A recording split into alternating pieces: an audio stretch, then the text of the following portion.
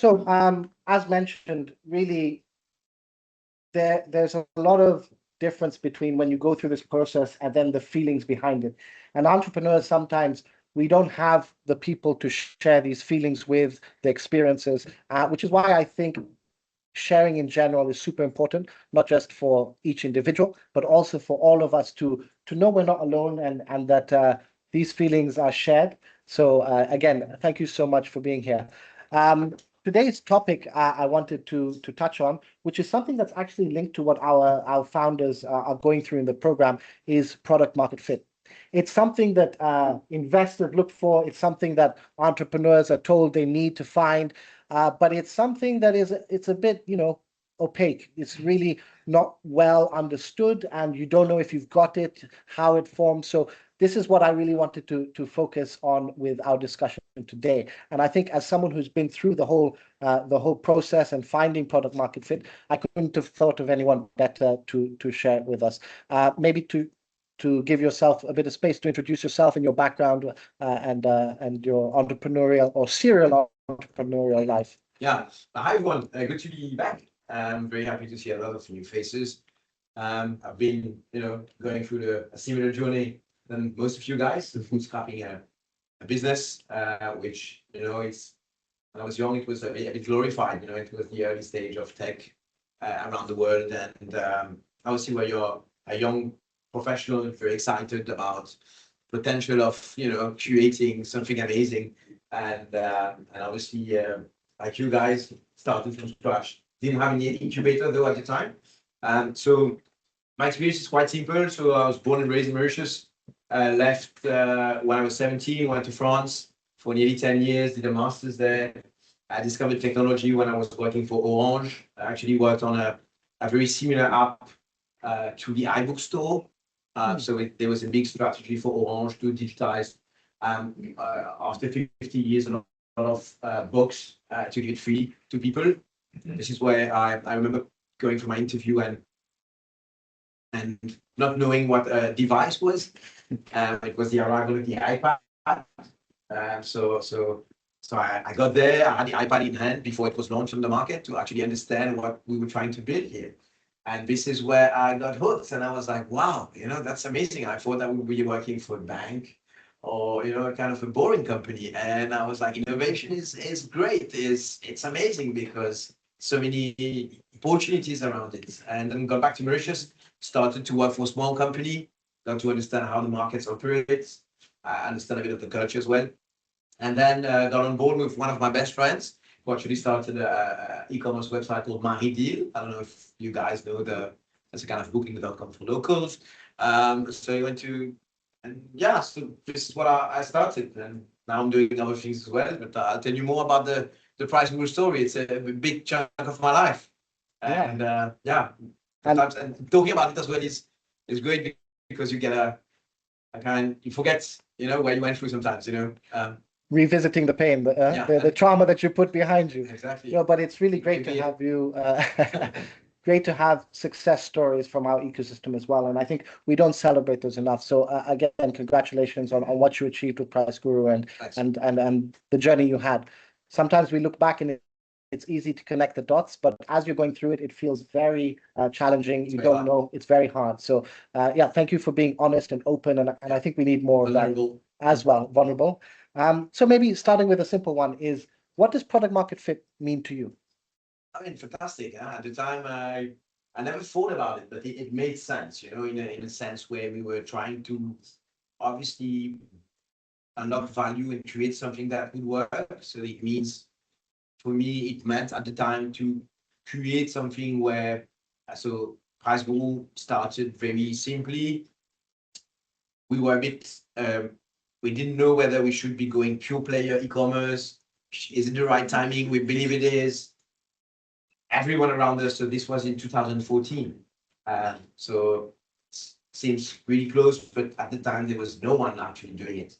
People were purchasing through some websites abroad, but most of the people around, like CEOs, like great people with whom we did like kind of interviews and tried to see whether it would fit. They said, no one is going to ever buy online. So we were like, okay, And Christopher in Maridil for 9 months was like, hey, everyone's wrong. Yeah, we think there is a market. Now it's about finding how we can bridge that market. Maridil was different because it's a first mover in that ecosystem, providing deals for locals. Price Guru was selling products that you could buy off the shelf from any store. So what would be the value around it and how we could create a product that's going to fit? So we started funnily as an advertising model. And for two reasons. First, we were a bit scared of going the whole way. Second, we needed cash flow. So we started by onboarding our first customer. It was a platform which was very simple. We had financial services such as banks where they could request a callback, and we were connecting the leads to their CRM in a very amateurish manner to some extent. But for them, it was wow, like it's amazing. They were having 100 leads every week, let's say for a home loan at MCB. And then we kickstarted with the car dealers that we said, okay, what would be amazing again is to create value and to do request test drive, because you had to call and go there and blah, blah, blah. And but we quickly saw that there was market fit for that, to be honest, because people were using it. I remember doing Abit, and so trying fashion. Abit is a local brand. T-shirts, yeah, and yeah, it would be shirts, mostly T-shirts. And I remember doing, so we started pioneering the click and collect concept. So you could reserve a product and collect it from a certain store.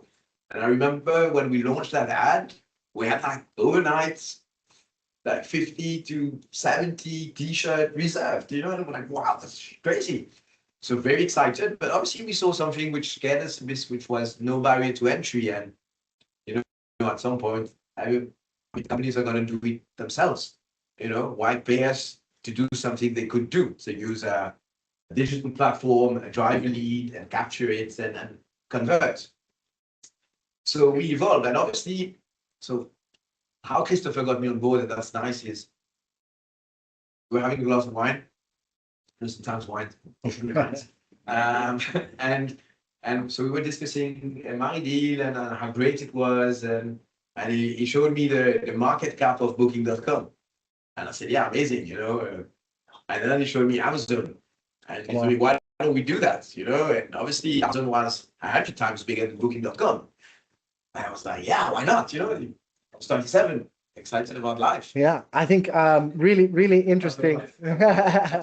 Now, not anymore, no, but and I think really, really interesting. And I think the journey that you describe is really interesting, that there's not one path. And I think founders here, there's not one direct, you look at product market fit, it's not what you envisaged at the start. You had a lot of different movements towards that. So could you maybe double tap on how you were making those decisions, or the thinking that you were approaching as you were looking for that product market fit? Okay, so yeah, I was just trying to give a bit of context, but to be quick, it's quite simple. We started an advertising model. We saw that we were driving value, but again, no barrier to entry. And we said, if you want to be there on the long run, which I guess a good market fit is about being there on a long run, is obviously, so we said, okay, Amazon, what is Amazon doing? So we tried to piggyback on what Amazon was doing. And we said, okay, now we're going to kickstart at selling products. So what do we need? We just need to have offers online with great price, which is, this is the reason why customer would be buying from you. And then we would use UPS or TNT to do the deliveries like Amazon is doing. And we would be using credit card payment only. The thing is, we started going that way, and we didn't see any sales. I mean, very few. And I'm like, hey, what's happening? This came to see me and say, hey, you know what? Let's go and meet MCB, because we need to tell them they need to renew their thing and that we are pivoting to a pure play, which we did. And when meeting MCB, we had a chat with Stephanie Ding, who's one of the big bosses there, head of cards, by the way, now. And we got an important piece of information. Or at the time, only 18% of bankable people had a credit card. So what did it mean? We were only tapping into those 18%. I'm like, oh. So then we were thinking in the car, how are we going to get around this? And then we got back to the office. We had an ex-colleague, Yuri. He used to be in India. He works for a textile company. And he was using a company there called Big Basket. It's a supermarket. And he was like, guys, in India, we do pay on delivery. They do pay on delivery. I say, hey, yeah, okay. So we never thought of doing pay on delivery because we were just looking at Amazon and trying to piggyback on a concept that's working really well, one of the most amazing companies that there is in the world. But we had to adapt it to the market. So we said, okay, how are we going to make it happen? So we talked about it to people, and people were like, no, it's still too much risk. People will do it. So we started doing it. And important piece as well of information is that we chose doing electronics to start with for one simple reason. If customers were trusting us with an iPhone, they would buy anything else. But who can buy an iPhone at 40,000 rupees cash? A lot of people, again, start doing research. 50% of the population earns less than 12,000 rupees at the time, or 15,000. Okay, so how are we going to make this happen? So then again, we met with Hugh. He doesn't have the best reputation, but he gave me the best advice. The best advice was, no, it's not an advice actually. We actually got information from him. He had a lot of ego. So we wanted to team and have the product on board and try to make a deal. And he was full of ego and, why do I need you guys? But we still managed to get an important piece of information. 60% of the sales was done through hire purchase. So it's a kind of buy now, pay later style. So you pay up to 24 to 30 months. Oh, yeah, okay. So how are we going to do that now? So we met with the only player who was offering that service, Team Finance. And I remember meeting with their top team there. And they were like, what the hell is the guy talking about? Like, are you crazy? I said, okay, don't worry, just give us the account and we'll work the process backwards. And all of this was done within, I would say, around 6 to 12 months, where we had to, it's a bit like a radio. I mean, I would say the product market fit, for me, it's a great metaphor. I mean, maybe the young people know about those type of radios, but where you need to tweak and then you get the right frequency. And I guess the product market fit is all about that as well. It's typically that. So it is about ensuring that, first of all, your market fit, what you think is right, is not right. You cannot be the market fit. You need to ensure that you put your ego aside, that you let people sometimes tell you where you should go, even if they're wrong, and get the finger on the pulse, tweak it until you get the right frequency. And this is what we've done. And so we started the company first year, which was around 9 months, we did 7 million. And once we unlocked all of this, and to be able to do hire purchase and pay on delivery meant that we had to be vertically integrated with our own logistics. We could not operate with the likes of UPS and those guys because they wouldn't do the job. So I started doing 100 deliveries in my car, and like typical founder story. Hustling, yeah. The company grew like from 7 to 40 million to 70 million to 105, 160, and then we sold the company. Amazing. And maybe before we go on to that, the larger, as the company grew, I think two things that you highlight there that I think are really, really key.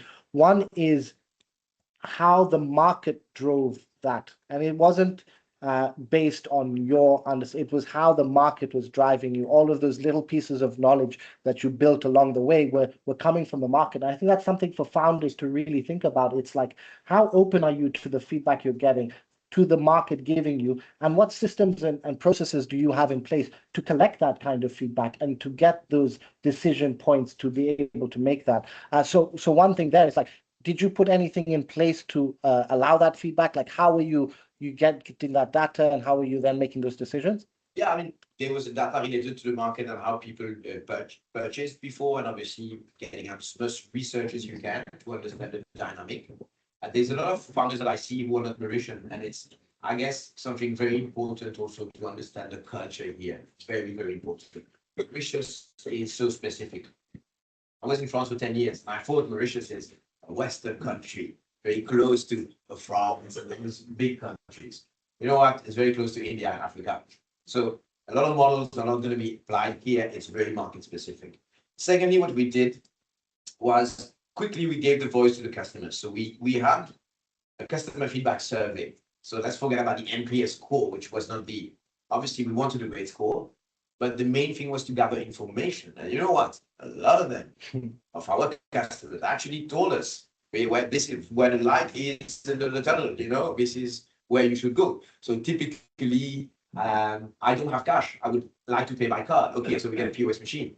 You've been coming to my house 3 times. You always ask me where I live. Okay, let's think about pinning the location for geolocalization and ensuring that next time the experience is improved. You're calling me on the same day to do the delivery. Oh yeah, okay, yeah, true, that's bad. Okay, so we work around it. So we were gathering information from the customers, because at the end of the day, they make the company, to some extent. Without customers, there's no company. Without companies, there's no salaries, there's no business, there's no employees. So we actually had a lot of fun taking the feedbacks, sometimes calling back the customer because we were a bit curious about what they had in mind.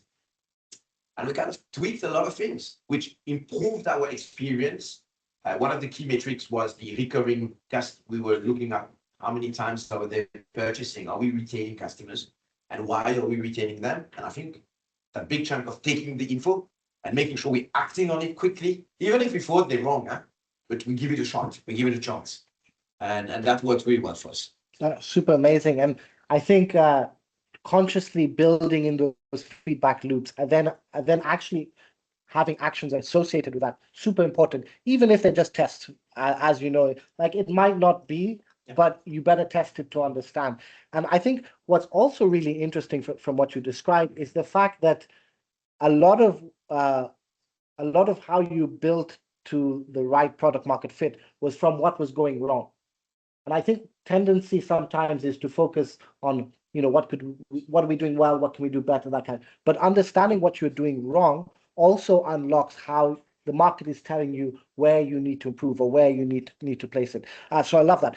The other piece I think really, really interesting is you compared, the market to Amazon and how that was one of the draws to going into this market, and then how that context is so important. So yes, Amazon had product market fit. Yes, Uber has product market fit. That doesn't necessarily mean that model will have product market fit in our local context. So maybe some thoughts on how your initial thinking changed as you were applying it. Any, interesting nuances with the Mauritian culture that you found, or any examples that you see of clear differences from our context and why that's so important. Yeah, it's so true. Because obviously we look at those best-in-class companies and we're like, we want to be them. So we try to just copy-paste what they do. And I sometimes see it a lot, not only in our industry. I often look at restaurants, for example. And I see a lot of restaurants sometimes opening, but not working. Because, sometimes people come in, they're like, let's say, a Mexican restaurant. Everyone supposedly loves Mexican, especially when you've been abroad. Mauritians way, so it's not something that's appealing to them, So people are just going to come in and say, I have a great idea. There's no Mexican food here. I've just got to get a Mexican chef and get the ball rolling. And those company fails. I saw, for example, I love a restaurant in the north called Mamma Mia. I don't know if you know people know. So it's a Roman guy called Max. He's amazing. Great food, great pasta. So we're talking about it. And so typically with his son, Edo, they have the piment crasé, which is a Mauritian here cannot have food without his chili paste. And it's very funny to see a Roman cracking his market fit by ensuring that when Mauritian comes in, hey, you want a piment crasé? And this chili paste is actually very good, one of the best. And it's quite surprising for a guy who came from Italy, who could be, I'm Italian, I do Italian food and stuff there, but you need to adapt to the market. And Mauritius is very specific in so many ways because of our culture and our identity. So it's very important to not think we know, but to ensure that you're trying to adapt to what you're seeing, and what you're tasting and get a feel of it. Yeah, I love it. And you started speaking about, once you started seeing traction, your price group was growing, your revenue was growing. And what I want to maybe touch on there is what changed in your approach in you were looking at product market fit in that sense? Like, were you still having those feedback loops? Like, did you feel like you'd achieved it? What was the feeling as you were starting to see more and more traction? Okay, for me, market fit never achieve it to some extent. Something you need to keep working on. Never be in your comfort zone. Things evolve on so many aspects. Regulatory, things can change overnight and you need to adapt. You get a black swan event, you're gonna have to survive. Typically COVID and what happened and how you should operate and make sure you're adapting all your processes to ensure you're responding to it is very important. And the world is evolving at a pace at which we need to be aware of what's happening elsewhere. And I guess this is also something very interesting in founding a company in Mauritius, because we're slightly lagging behind. So obviously we see things moving a certain way. It's not moving at the same pace at which those big countries are moving. But at the end of the day, this is capitalism, which is it's going to work that way. We're gonna go in that direction, unfortunately. So I guess this is an asset, but you need to stay aware, stay close to your customers. I think I told you, Jess, even after nearly 8-9 years, I was still calling customers when things went wrong, because obviously I wanted to understand where did we fail in some extent in offering the good fit, and I got a lot of insights about a competitor doing something better than us, and things like that. So this is a question I often ask sometimes the customers.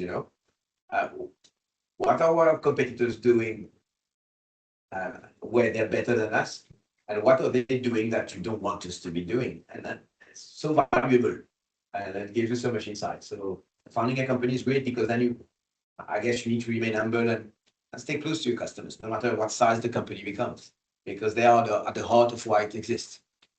Yeah, super true. I think understated, staying humble, that ability to take on feedback and adapt is something you have to work at. It doesn't just happen. You have to allow the even negative sometimes criticisms to come in and land differently. It's not it's how can you be better, not I'm doing it wrong. So I think that mentality is super important to the growth. And also something you mentioned that I think really interesting is it's a moving target. You don't achieve product market fit. It's a journey. You're constantly adapting because your market is constantly adapting. As you say, you can have the best price, the best product, but if you're selling it in the wrong way, you're not delivering it, that could be the difference. And as that changes, so too you need to change. So being constantly aware of that change and how you're adapting is super key to how you stay above and keep that. Exactly. I would add an example because obviously maybe it's because of this that I made sure that I was always aware of where the world was going. So my grandparents had one of the oldest guest house in Mauritius in the north. So they even started before the Trobish Hotel. I don't know if you know Trobish. There was literally nothing around. They were like top notch on the Guide du Routard. I don't know if the guys would know the Guide du Routard, but it's a kind of a book. Right? There was no internet at the time. And you know what? It came from 90% occupancy to close to 10% because of the rise of internet. And I was too young to understand what was happening. And so I saw that family business slowly going down. And they had no choice than to sell the big property because obviously you need to maintain all of those things. And I think because I saw that, I was aware that, you can be very successful with a certain fit today that you don't know about tomorrow. So you need to make sure that you are not complacent in the way you're behaving and that things evolve. And it's even evolving at a faster pace today than it was at the time because of innovation, because of AI, because of a lot of things. And this is something that we need to make sure we stay focused on. And I know it's very hard because I've been myself in that position. You work so hard. You work 14, 15, 16 hours a day. So sometimes criticism, you take it personally. It hurts you, because you're doing everything to please people, to please your customers. And they come on you because they're not happy. And this is so hard. And it's so easy to speak in hindsight. I sold my company. So it's great to give good advice. But I can tell you that sometimes you need to be cool because you want to shout out and say, and be emotional. And I think that's the thing. Try not to be emotional, which is very hard.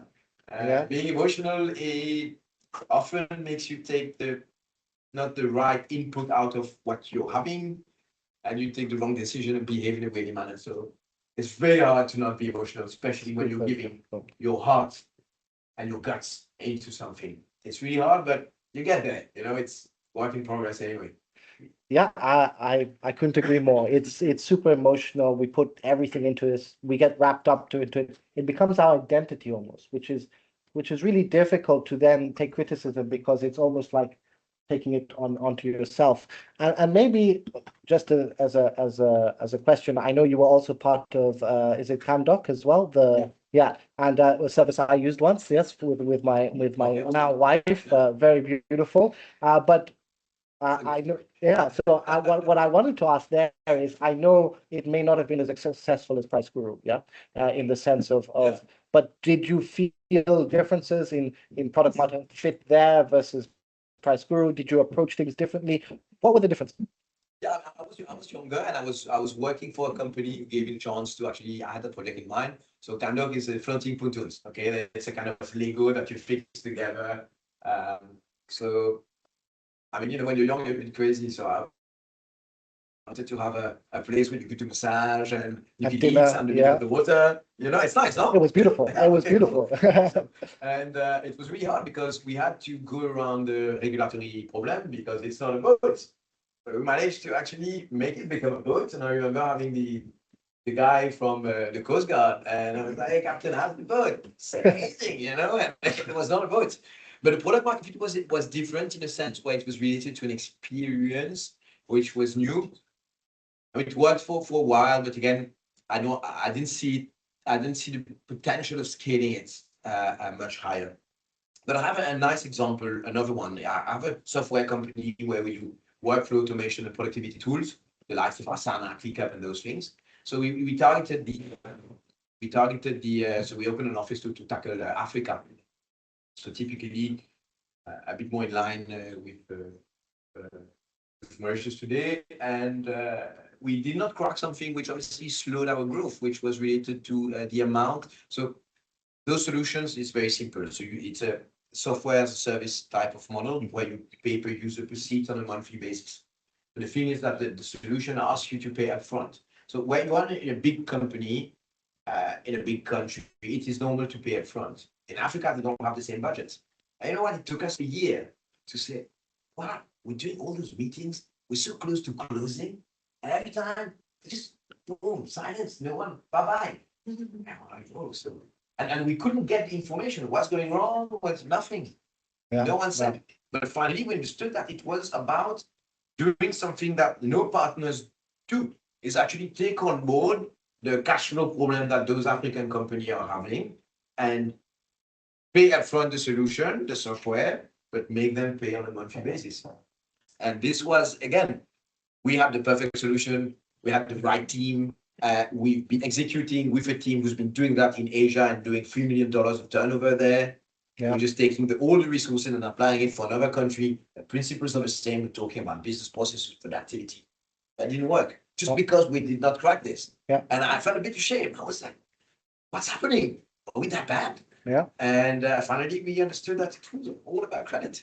Super important. Like, yeah, the context again, it's like you have to have that context to get that product market fit. And I also like your point about de-risking the risk for the customer, something you found we should maybe be thinking about, like how do you de-risk that? Maybe another topic for another day. But I know we're approaching close to the end, and we could discuss this for ages. Yeah. But one of the things I think is really valuable for particularly the founders, future founders in the room, and partners as well, is like, what would the one piece of advice, what would you focus on? And then maybe on the flip side of that, what would you avoid? So what would be the one thing during this early stage of building a company would you focus on to kind of guide your product market fit? Good question. I mean, I'll be focused on data and customer feedback. And I think it's very important that founders take their phone, put the ego aside, and make sure, even if the customer is happy, making sure what they could do better. And I think this improves. I would definitely put that on top of the list. And what I wouldn't do is obviously listen to yourself. Don't listen to yourself. Obviously, you have a bit of gut feeling and you think you know, but I think you're blinding yourself when you do that. And you need to be humble that way. And as far as we know, we don't know. So if you have that spirit, and you have data, and you make sure you have things on the pulse. Generally, there's a road to success, which is a bit, there's a bit more chance that you succeed. So, This is your answer. It's not prepared, right? no. Yeah.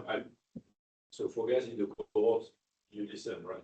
Yeah, I love it. And it's super important. And as you say, Michel, No, but I thought you could have prepared. No. Because, There's not a that's channel what out you there. preached, to open the mind, stop thinking about their solution and reaching it, but observing, getting the feedback even before you go into this virtuous Yeah.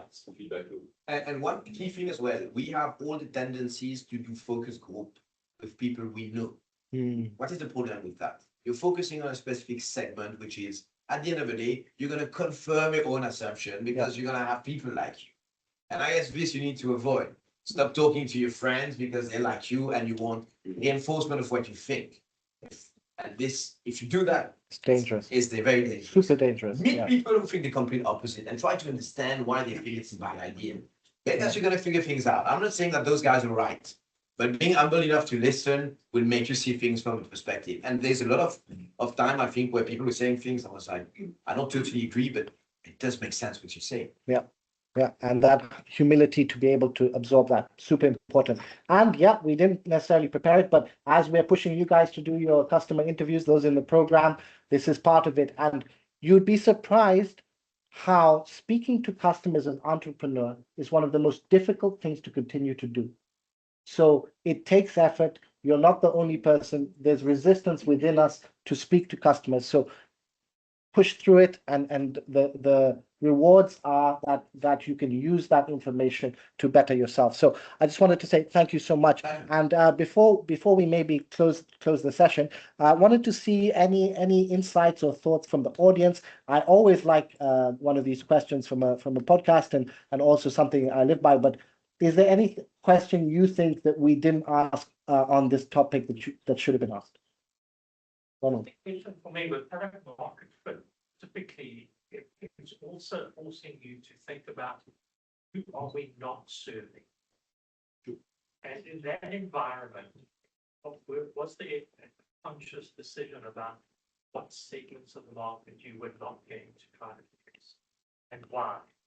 I think a great question. So let me just repeat it so that we have it. But when looking at product market fit, is there a position where you have to think about who you're not serving? So the market that you're not serving and why you leave those behind. I mean, it's true. You need, first of all, for me, you need to pound on the segment that's working. And you, especially when you're at an early stage, you need to ensure that you're consolidating. So sometimes it's not about running in every direction, which can be very dangerous. So, for example, Price Guru, the market fit also related to the types of products we were selling. Different segment, therefore appeal to a different product segment appeals to a different customer segment. An example, you're selling bikinis, it's going to be different than selling a TV. You know, a TV is for, I don't want to sound macho here, but mostly men when you look at data, and a bikini is going to be a woman.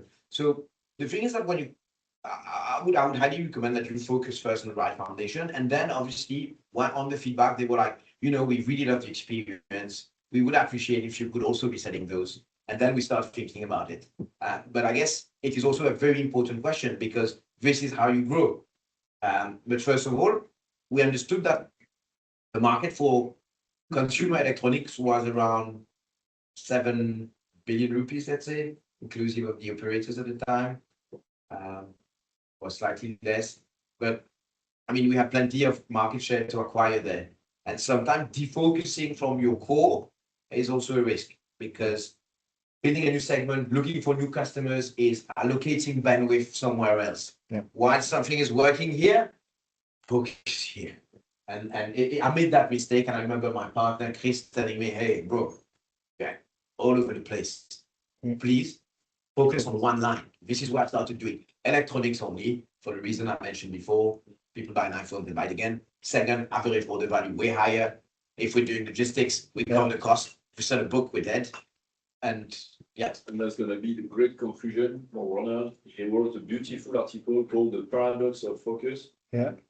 Be curious, explore that. Yeah. And yes, thank you so much. I really appreciate it. And some of the big takeaways for me here is the market defines the truth. You don't set your product market fit, your market gives it to you. So be super aware of that. Secondly, you need to be, as you say, be humble enough to listen. You need to listen and action what you're hearing from the market. Don't convince yourself otherwise. And then for me, it's a moving target. Adapt constantly as much as your market is adapting. You have to be flexible, nimble enough to continuously question yourselves. But thank you so much for your sharing. We really appreciate it. And thanks everyone in the room. There's one last thing. Always keep, I didn't do that, but for the product market fit, that ability to see where you're going, you need to keep a bit of time to think. Sometimes you're focused on your, in French, you say la tête dans le guidon.